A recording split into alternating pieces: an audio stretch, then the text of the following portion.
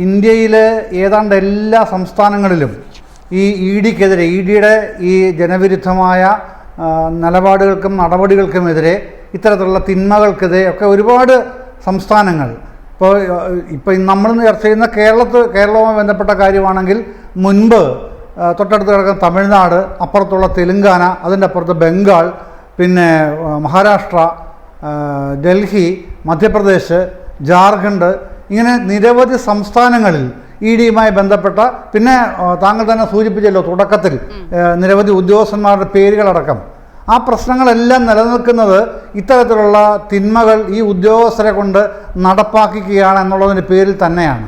അത് ആരാണ് നടപ്പാക്കിക്കുന്നത്? ഇവരുടെ ബോസസ് ആരൊക്കെയാണോ ബോസുമാരായിട്ടുള്ളത്, ആ ബോസുമാരായിട്ടുള്ള മേധാവികളായിട്ടുള്ള ആൾക്കാരാണ് ഇവരെ കൊണ്ട് ചെയ്യിപ്പിക്കുന്ന കാര്യത്തിൽ എനിക്ക് യാതൊരു സംശയവുമില്ല. എത്രയൊക്കെ കേവലം ഉദ്യോഗസ്ഥ തലത്തിൽ മാത്രമാണ് ഈ പ്രശ്നം എന്നൊക്കെ പറഞ്ഞ് കൈകഴുകാൻ ശ്രമിക്കുന്നത് ഒരു ജനാധിപത്യ വ്യവസ്ഥയിൽ ഉദ്യോഗസ്ഥ മേധാവിത്വത്തിന് കാര്യങ്ങളെല്ലാം വിട്ടുകൊടുക്കുന്നതിന് സമമായിരിക്കും. അങ്ങനെയല്ല നടക്കുന്നത്. ഇന്ത്യയിൽ ജനാധിപത്യമാണ് പ്രധാനമായിട്ട് നിൽക്കുന്നത്. അതിൻ്റെ കീഴിലാണ് മറ്റ് ഘടകങ്ങളെല്ലാം വരുന്നത്.